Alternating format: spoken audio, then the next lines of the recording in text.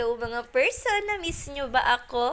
Ito nga ang mga dahilan kung bakit ako nawala at hindi ako nakapag-upload ng mga mini vlogs ko. Masyado kasing nasulit ang bakasyon dito. Nandito nga pala kami ngayon sa may Matabungkay Beach Resort dito sa may Batangas. At heto nga pala ang cottage na narentahan namin na may transient house na siyang kasama. I was so surprised na kahit napakamura nito ay may kasama pala siyang air-conditioned room.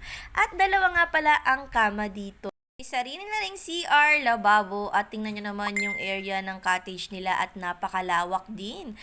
Kaya kahit marami kayo na katulad namin ay kakasya kayo dito sa halagang 2.5 lang within 24 hours na kaming nakapag-stay dito. Kaya sulit na sulit talaga ang pagbabakasyon namin dito sa may Batapungkay Beach Resort. Tingnan nyo mga person, nakapag-arkila pa kami ng floating cottage. At maya-maya lang ay may nag-alok nga sa amin. Si Manong, inaalok niya kami ng sea urchin. Ganito pala yung sea urchin. First time nga namin makakita ng ganito. Titikman nga nila, sayang nga at hindi ako makakatikim nito dahil bawal nga raw sa buntis ang mga hilaw. Kaya naman sila na lang ang pagmamasdan ko habang tinitikman ito. 20 pesos nga pala isang sea urchin at si Manong na nga ang magbabalat para sa'yo at hinahawhaw niya dito sa may dagat. At ayan nga mga person, lalagyan lamang daw sa may suka at isasahod mo lamang daw ang iyong palad.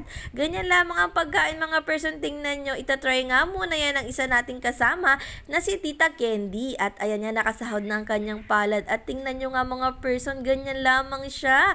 At isusubo mo nga raw ng diretso. Nagpadagdag na nga siya ng suka dahil first time niyang kakain ito. Hindi niya alam anong lasa. At ayan na, gustuhan naman ng Tita Candy nyo. At maya-maya lang mga person, marami na rin gustong sumubok. At makatikim ng sea urchin ni Kuya. At ayan na nga si Ate Angel. Talaga namang itong si Ate Angel. Itong batang ito ay malakas talaga ang loob sa mga first time experience. At tingnan nyo naman, wala siyang masabi sa lasa, mukhang nagustuhan naman niya ng bahagya. Tinatanong pa nga ng katabi niyang si Ate Mika kung ano bang lasa at ako curious din siya. Ang sabi ko nga sa kanya ay tikman na lang rin niya at ipinagbalat na nga siya ni Kuya. Ganun lamang din ang ginawa ni Kuya, binalatan niya, nilagyan ng suka at pinasahod sa palad at saka naman palalagyan na nga lang din ulit ng suka ng Ate Mika nyo dahil mas mahilig nga rin sa suka si Ate Mika. At maya-maya lang ay kakainin na nga din niya mga person, tingnan nyo, ang gagaling namang magtikim-tikim ng sea urchin ng mga kasama ko. At parang hindi nga nagustuhan ng Ate Mika nyo kaya naman umalis na siya, ayaw niya na raw umulit.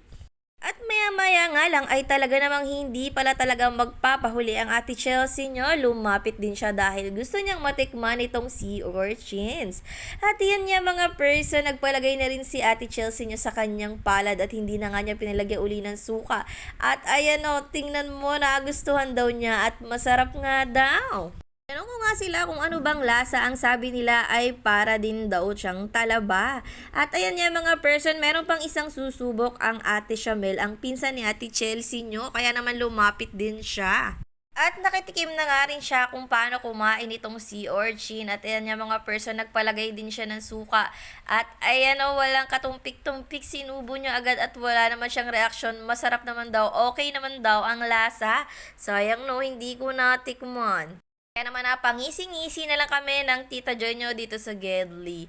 At yan nga mga person, pagkatapos nga ay bumili na rin sila ng mga tigi-isa nilang ice cream dahil may tinda nga ring ice cream si Kuya. At ayan nga mga person, tingnan nyo naman ang view dito, napakalawak at napakaganda talaga ng Matabungkay Beach Resort. Na kapag naandito ka sa kanilang floating cottage ay ang sarap talaga sa feeling. At tingnan niyo mga person, meron pa silang iba't ibang adventures na nakaabang dito ngunit hindi nga lang namin nasubukan. Inagabihan nga ay nag-party-party na nga ang mga person at syempre nakisali na nga lang din ako sa party-party kahit hindi ako makainom. Tingnan nyo naman itong friendly namin, meron niya siyang show at napakakulit talaga, tuwang-tuwa kami.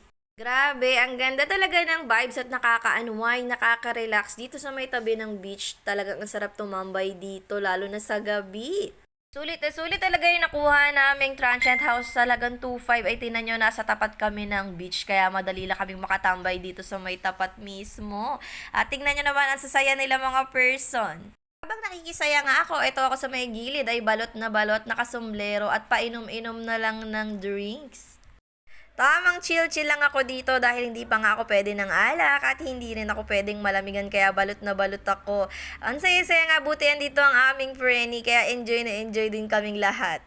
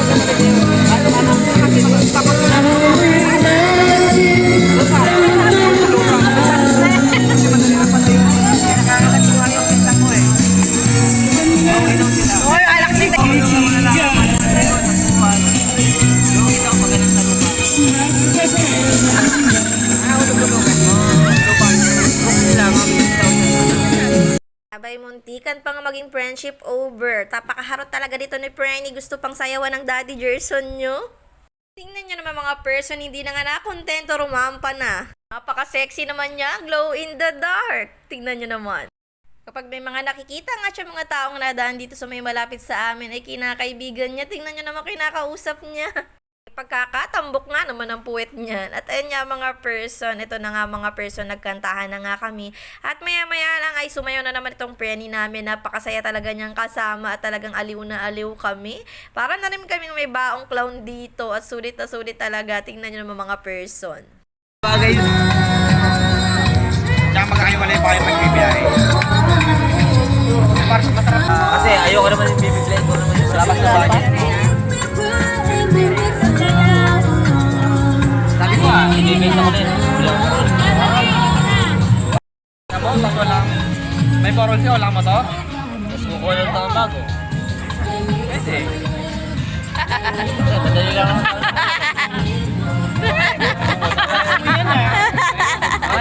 Tuwang-tuwa talaga ako sa mga gabi niya mga person. Kaya lang tinan niyo mga person nung nalasing na ang Daddy Gerson nyo, itinuyo na nga ako. Ano mga person, fast forward na nga tayo kinabukasan na tingnan nyo, napakaganda talaga ng tanawin dito lalo na ngayong umaga. Tingnan nyo, kitang-kita namin ang view ng dagat na ito, napakaganda. Sa may kawayan na yun, ayun nga pala yung transient house na nakuha namin at sulit naman talaga ang stay namin. Sulit na sulit talaga ang pagstay namin dito sa may Matubangkay Beach Resort. Nakamura na kami sa transient house at napakaganda pa ng tanawin dito. Sayang nga lang at hindi namin na-experience yung iba't ibang adventures na naka-ready dito. Meron nga sila ditong banana boat riding, meron din yung dragon back riding ba ang tawag doon, at meron din sila mga pa-island hopping pa kung saan makikita natin ang mga isda at mga coral sa hindi rin namin na-try yun. Medyo umiiwas nga rin muna kasi ako sa mga adventures. Actually, mga person, dapat nga ay wala ako dito ngayon, diba? Dahil hindi muna ako pwede mag-travel. Pero dahil medyo malapit lang naman ito sa amin, kaya naman sumama na nga ako at hindi naman masyadong matagtag ang biyahe. At paupo-upo lang naman ako at bihira lang ako maglangoy-langoy at talagang gusto ko lang ma-experience yung ganda ng view dito. At ni-recommend nga pala yan ng aming mga kaibigan na si Mr. Randelu Casal at si Mrs. Casal. Ayan nga sila mga person, no? At heto na nga mga person, nag-uuwian na ang mga person at ayan nga, sobrang enjoy kahit medyo puyat, ay sulit talaga ang bakasyon namin dito sa loob ng 24 oras. Sulit na sulit ang stay namin dito sa may Matubangkay Beach Resort, lalong-lalo na sa transient house na halagang 2.5 lang within 24 hours na at marami na kayong makakapag-stay doon. At syempre maraming salamat sa nag-sponsor nito. Happy birthday sa'yo. Thank you for watching, Babu!